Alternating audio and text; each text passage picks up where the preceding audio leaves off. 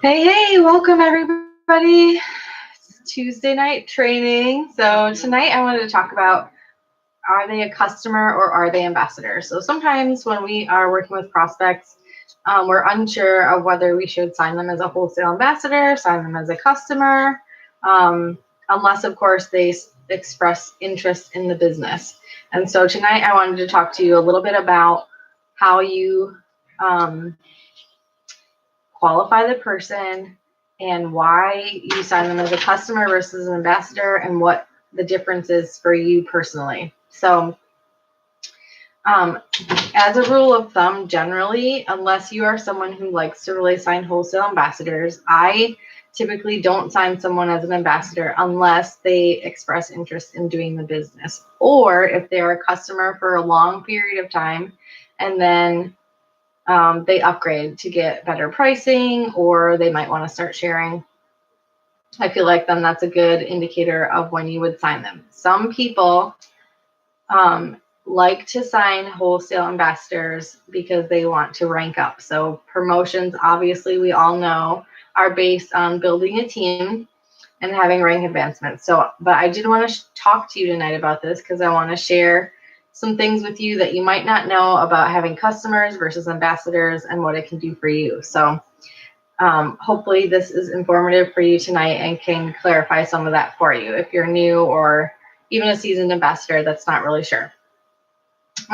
So I like to sign someone, if they don't express interest in the business, I prefer to sign them as a customer first. Here's a couple reasons why. They do get to try the products and fall in love with them. And usually your best ambassador is a customer who loves the products. So it's kind of a win-win. They already get their testimonial. So then when they join, they kind of are in love with the products already, and it's a lot easier for them to share. The other part of that is that, let's just take a triplex customer for an example, okay? If you sign that person at a wholesale membership, which is a $99 welcome pack, you're going to make $24.95 when you originally sign them. And then after that, you're going to make 5 pay points. So if they continue to order month over month, you will make about $15, a little shy of $15, depending on what the pay point is. If they are a preferred customer and they order the triplex, you're going to get a $20 preferred customer bonus, plus you make 15% commission on the PV. So there's another $15. So now you're making $35 a month on that customer versus a little under 15 for them to be a wholesale ambassador. And on their fourth order, they're getting that additional 10% discount. So they're actually purchasing at wholesale pricing. So they get wholesale pricing and you make a little bit more money for them to be a customer versus a wholesale ambassador. And then your back office doesn't really fill up with a lot of people that maybe aren't working the business, or if they decide to stop ordering, then you just have a lot of, we used to call them white lines because they would turn white, but people with 0 PV in their back office. The other benefit to this is that if they start off as a triplex and then maybe they only want to order slim one month, or they don't order BioCleanse because they're not taking 4 a day, and so they have a buildup of BioCleanse, then they're under 100 PV, which means you don't make any money.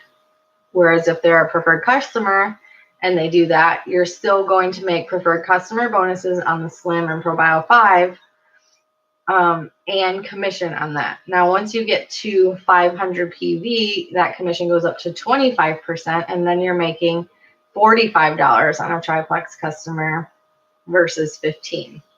So that is something to think about when you are considering whether you want your potential to be a customer or a wholesale ambassador.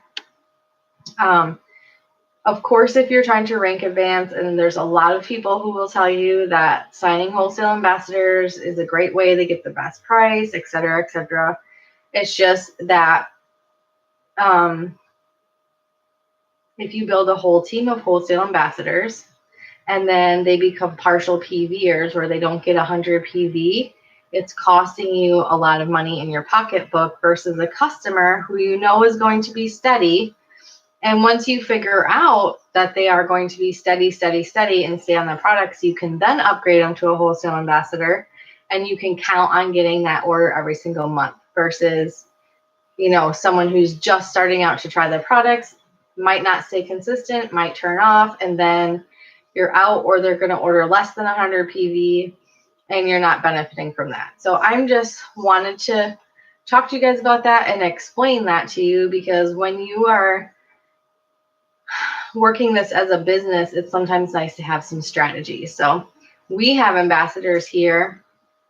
We have one ambassador on our team in particular that built up a huge customer base, and she was making upwards of $70,000 as a Ruby ambassador because she had so many preferred customers. So if you're looking at it from a business standpoint, depending on if it's really important for you to rank advance or really important for you to